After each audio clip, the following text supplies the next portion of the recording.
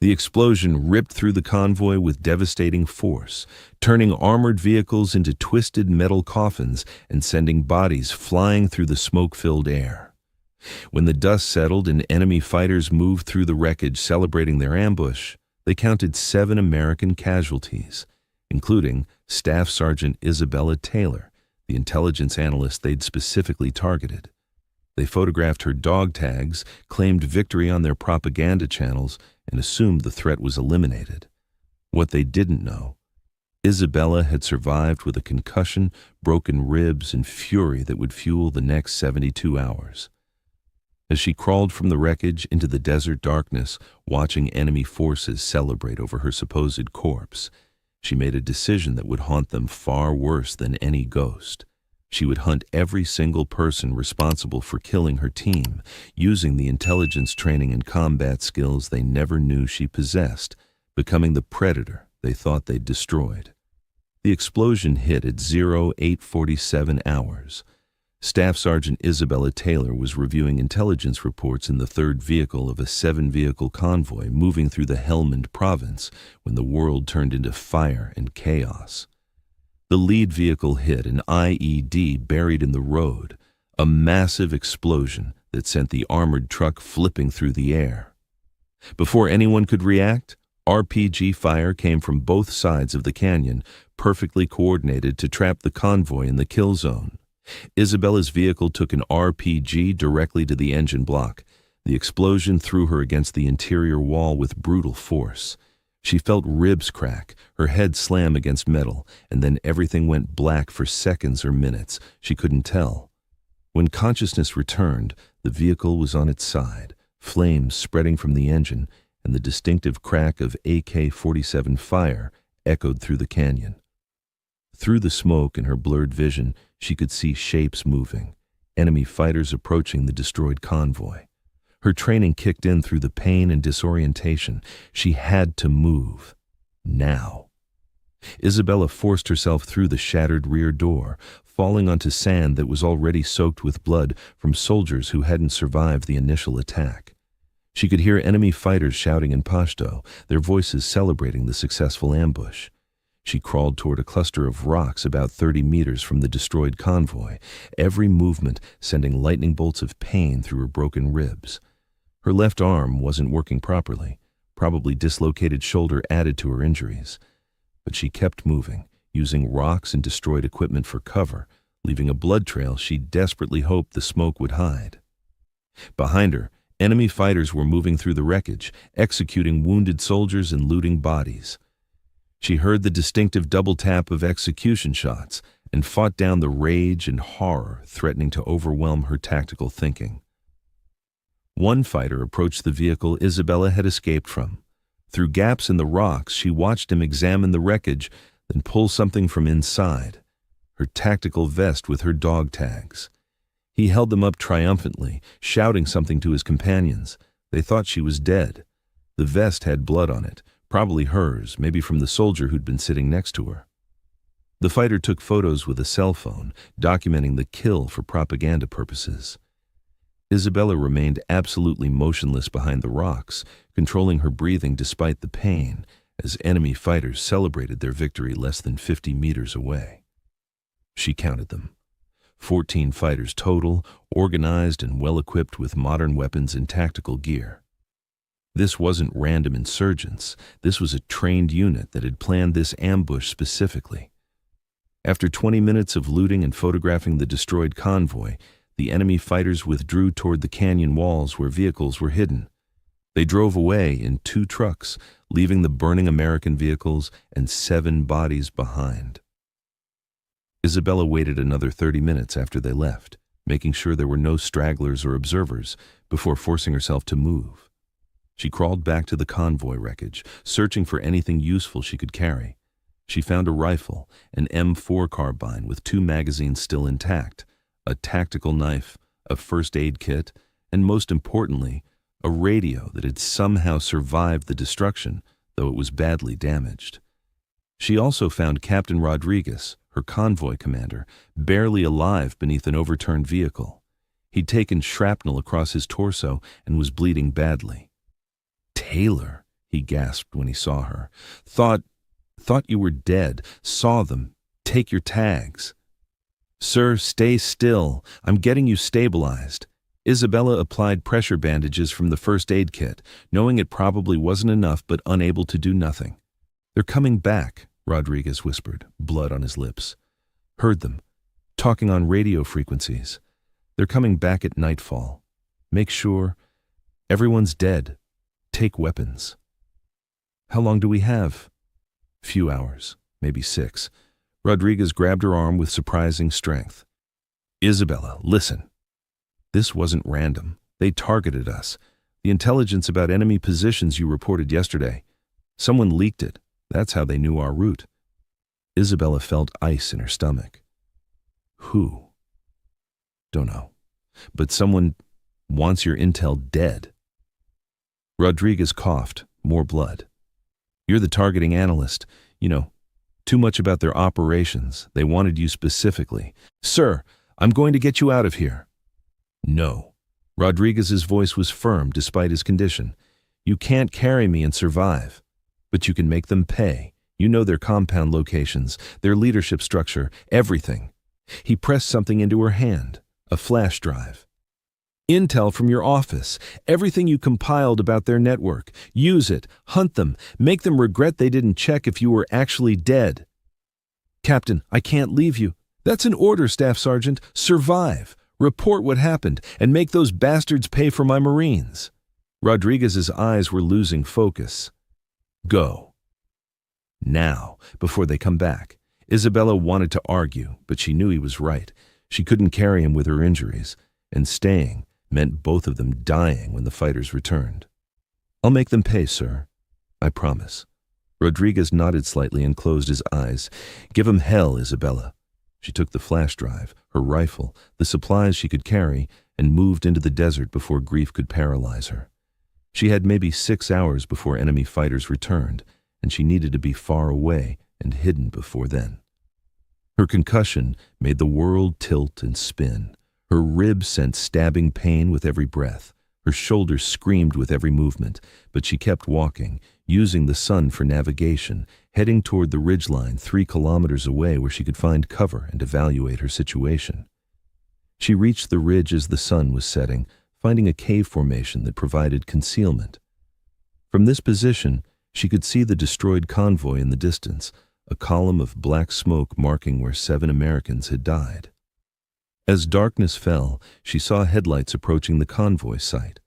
The enemy fighters had returned as Rodriguez predicted, their vehicles' lights visible as they moved through the wreckage, presumably to collect weapons and confirm all the Americans were dead. Isabella pulled out the damaged radio and worked on it using techniques she'd learned during survival training.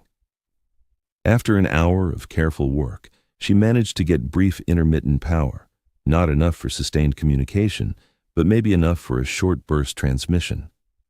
She composed a message using brevity codes, then waited for the radio to show enough power for transmission. At 21:30 hours, she sent, Bravo 7, actual Kia, convoy destroyed grid NV 425789. Survivor 0, except Taylor, ambush targeted, intel compromised, enemy compound locations confirmed, commencing direct action, Taylor out. The radio died completely after the transmission. She didn't know if anyone had received it. She examined the flash drive Rodriguez had given her. It contained all the intelligence she'd compiled over 6 months, detailed locations of enemy safe houses, leadership profiles, supply routes, and most importantly, the compound where the ambush had been planned. Isabella had been an intelligence analyst for 4 years, trained to find patterns in massive amounts of data and identify high-value targets for special operations units.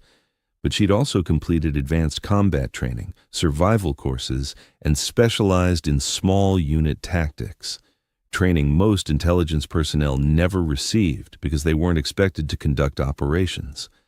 Tonight, that was going to change. She spent the next 4 hours planning. She had limited ammunition, 2 M4 magazines, plus whatever she could scavenge. No support, no backup, significant injuries that would slow her down and possibly kill her if she pushed too hard. but she had intelligence that told her exactly where to find the people responsible for killing her team. And she had rage that turned her injuries into background noise she could compartmentalize and ignore. Her first target was obvious, the compound 3 kilometers northeast where the ambush had been planned. According to her intelligence, it housed the local Taliban commander Khalid Nazari and his inner circle of about 15 fighters. They would be celebrating tonight, posting their propaganda photos, claiming victory, planning their next attack. They thought the threat was eliminated. They were wrong. Isabella moved through the darkness using night vision goggles she'd salvaged from the convoy, moving slowly to minimize noise and manage her injuries. The compound came into view around midnight, a fortified structure with mud walls, guard towers, and vehicles parked outside. She observed from 200 meters distance, counting guards and mapping their patrol patterns. 6 external guards rotating every 2 hours, lights and voices from inside suggesting a large gathering, probably the celebration Rodriguez had predicted. She had 2 choices: wait for a better tactical situation or strike while they were concentrated and less alert. Waiting meant her injuries might deteriorate. Striking meant facing overwhelming odds. Isabella chose violence. She positioned herself on a ridge overlooking the compound's main entrance. Through her rifle scope, she could see guards clearly, undisciplined, talking instead of watching their sectors, weapons slung casually. At 02:45 hours, she began. Her first shot dropped the guard in the north tower, a clean headshot at 180 meters that he never saw coming. She immediately transitioned to the south tower guard, dropping him before the first body hit the ground. The other 4 guards took several seconds to realize they were under fire. Critical seconds Isabella used to eliminate 2 more with precision shots. The final 2 guards ran for the compound entrance, shouting warnings. Isabella hit one in the back as he ran. The second made it inside and sealed the gate. Now they knew someone was attacking, but they didn't know how many or from where. Isabella heard shouting from inside the compound, saw lights coming on, heard engines starting. She moved positions immediately. A basic sniper principle was never fire more than a few shots from the same location. She repositioned 100 meters to the east, finding a new firing position with a better angle on the compound's rear exit. As predicted, fighters began emerging from the rear gate, trying to flank what they assumed was the attack position. Isabella engaged them as they emerged, precise shots dropping 3 fighters before the others scrambled back inside. Now they were trapped, afraid to leave, but knowing someone was outside picking them off. This was psychological warfare as much as combat. Isabella waited. Her concussion was making her vision blur slightly, but she forced herself to maintain focus. After 20 minutes, a pickup truck with a mounted machine gun, burst from the front gate at high speed, the gunner firing wildly in multiple directions, trying to suppress the unknown attacker. Isabella aimed not at the gunner, but at the driver. One shot through the windshield. The technical swerved violently and crashed into the compound wall. She fired 3 more rounds rapidly, one hitting the fuel tank. The technical exploded in a fireball that lit up the compound and the surrounding area. In the light from the burning vehicle, Isabella saw figures moving inside the compound, fighters positioning for defense. She counted at least 8 still alive, probably more inside the main building. She couldn't assault the compound directly with her injuries and limited ammunition. But she didn't need to. She'd already achieved her objective, creating chaos and fear among fighters who thought they were safe. As dawn approached, Isabella withdrew before they could organize a proper search. She'd struck the first blow, eliminating approximately 7 enemy fighters and destroying their sense of security. But more importantly, she'd sent a message. You're being hunted. Over the next 48 hours, Isabella struck 3 more locations from her intelligence files. She hit a supply cache at dawn, destroying ammunition and weapons with improvised explosives she created from materials scavenged during her movements. She eliminated 4 guards without firing a shot, using the knife in her training and silent takedowns. She struck a meeting site that afternoon, waiting until 5 Taliban leaders gathered to discuss the mysterious attacks. She eliminated 3 with precision rifle fire before the survivors scattered. She attacked a checkpoint that night using hit-and-run tactics to eliminate 6 fighters and destroyed 2 vehicles before vanishing into the darkness like the ghost they'd claimed to have killed.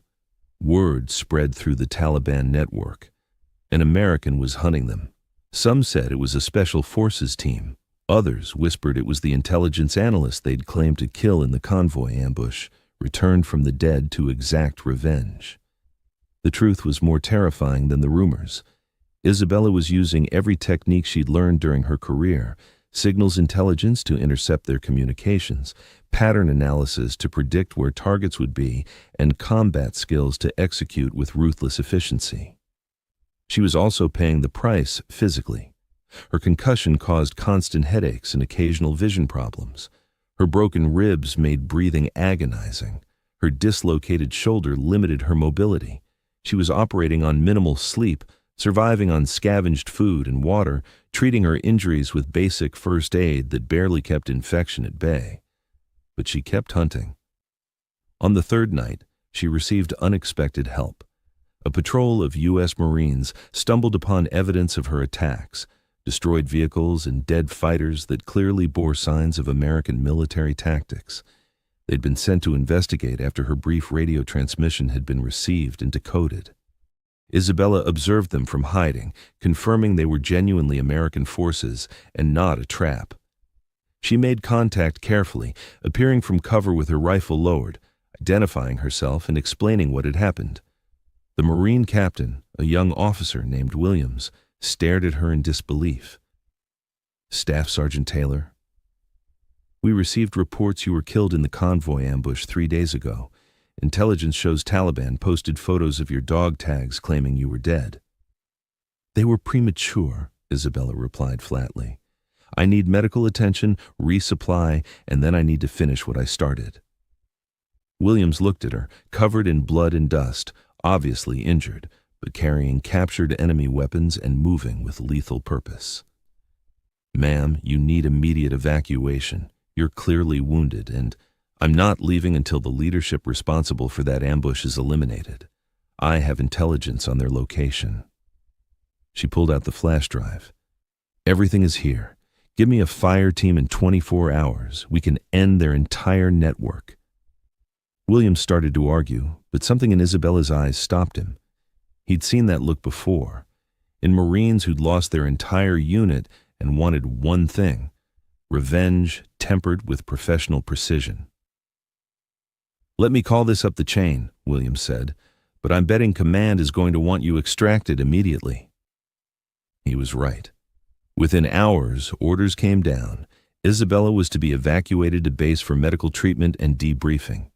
Her intelligence would be used to plan future operations, but she was explicitly forbidden from participating due to her injuries and the questionable legality of her 3-day unauthorized direct action campaign. Isabella listened to the orders, nodded politely, and then calmly explained she was going after Khalid Nazari, the Taliban commander who'd planned the convoy ambush, tonight, with or without permission. "Ma'am, I can't authorize that," Williams said carefully. "I'm not asking for authorization. I'm informing you of my intentions. Court-martial me later if you want, but that convoy had 7 Marines who died following my intelligence. They died because someone leaked our route. Nazari planned that ambush. I have coordinates for his current location. I'm going, alone if necessary." The Marine captain looked at his sergeant, then back at Isabella. Finally, "You're going to get me court-martialed too. All right, we'll back your play, but we're doing this smart and by the numbers." What followed was a rapid planning session combining Isabella's intelligence with the Marine Patrol's combat capability.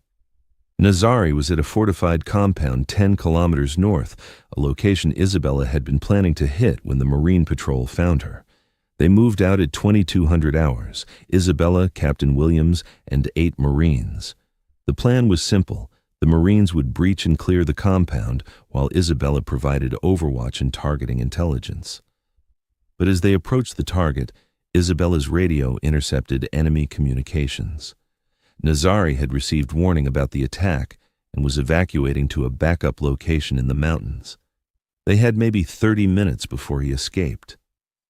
We'll never catch him at the backup location, Williams said grimly.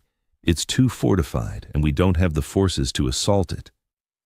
There's another way, Isabella replied, studying her intelligence files on the flash drive. His escape route goes through a narrow canyon, single road, no alternate paths. If we can position there before he arrives, we've got him trapped.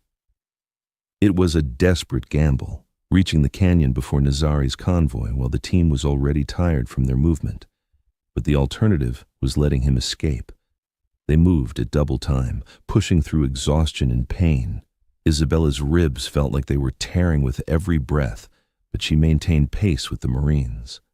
They reached the canyon with minutes to spare. Isabella positioned herself on a ridge with a clear view of the road while the Marines set up positions to block escape routes. Vehicle lights appeared in the darkness. Nazari's convoy. 3 vehicles, probably 15 fighters total, heavily armed and moving fast. Isabella's scope settled on the lead vehicle. Through the night vision, she could see the passenger, Khalid Nazari himself, recognizable from intelligence photos, the man who'd planned the ambush that killed her team. Target confirmed, she transmitted, engaging. Her shot shattered the lead vehicle's windshield, killing the driver. The vehicle swerved and crashed. The convoy stopped, fighters pouring out and taking cover, returning fire blindly into the darkness. The Marines engaged from their positions, creating a devastating crossfire that the Taliban fighters couldn't escape. It was over in 3 minutes, every enemy fighter eliminated, vehicles destroyed. Nazari had survived the initial crash with injuries. The Marines secured him, calling in medical evacuation for a high-value prisoner who would provide intelligence about Taliban networks. As helicopters arrived to evacuate the wounded prisoner and transport the Marine patrol back to base, Isabella stood looking at the destroyed convoy, a mirror image of the ambush that had started this 3-day hunt. Captain Williams approached her. "Hell of a thing, Staff Sergeant. You just conducted a one-woman campaign that eliminated approximately 30 enemy combatants and captured their regional commander." "I've never seen anything like it." Isabella looked at him with exhausted eyes. "They thought I was just another casualty, another statistic, another intelligence analyst who couldn't fight." She paused, looking at the destroyed Taliban convoy. "But I survived, and I made them pay for every Marine in that convoy, for Captain Rodriguez, for every soldier they killed thinking we'd just accept it." Williams nodded. "You became their ghost story. The Americans they thought they'd killed, coming back to hunt them. They'll be talking about you for years." Isabella managed a thin smile, despite her exhaustion and pain. "Good. Let them talk. Let them know what happens when you underestimate the people you're fighting, when you think killing is easy and consequences are someone else's problem." She looked up at the helicopters overhead. "They learned different. I survived. I hunted. I finished it." 3 weeks later, after medical treatment and extensive debriefing, Isabella was called to the command headquarters. She expected disciplinary action for her unauthorized operations. Instead, she found herself facing a room of senior officers who'd reviewed her actions. The colonel in charge looked at her seriously. "Staff Sergeant Taylor, your 3-day unauthorized direct action campaign violated approximately 15 different regulations and could technically be grounds for court-martial." Isabella stood at attention. "Yes, sir. I understand. However," the colonel continued, "your actions also eliminated a significant portion of enemy leadership, disrupted their operations across an entire province, led to the capture of a high-value target, and avenged the deaths of 7 American service members. The intelligence community wants you for a specialized position. Special Operations Command wants to recruit you, and I've been asked to inform you that your actions are being reviewed for commendation rather than punishment." He paused. "But I need to know. Would you do it again? Conduct unauthorized operations while wounded, without support, in direct violation of orders?"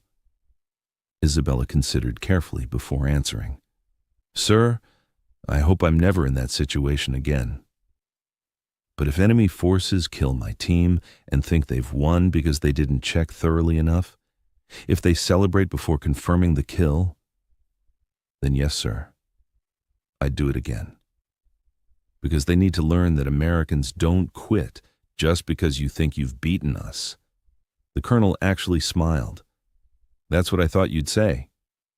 Congratulations, Staff Sergeant.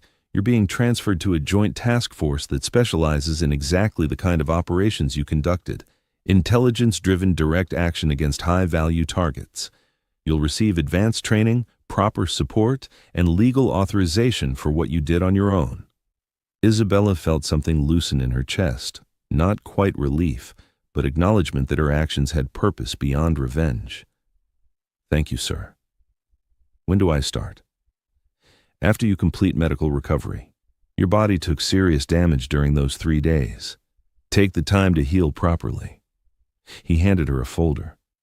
But start reviewing these files. Your next targets won't assume you're dead. They'll know you're coming, and that makes them far more dangerous. 6 months later, Isabella was fully recovered and operating with a specialized unit that combined intelligence analysis with direct action.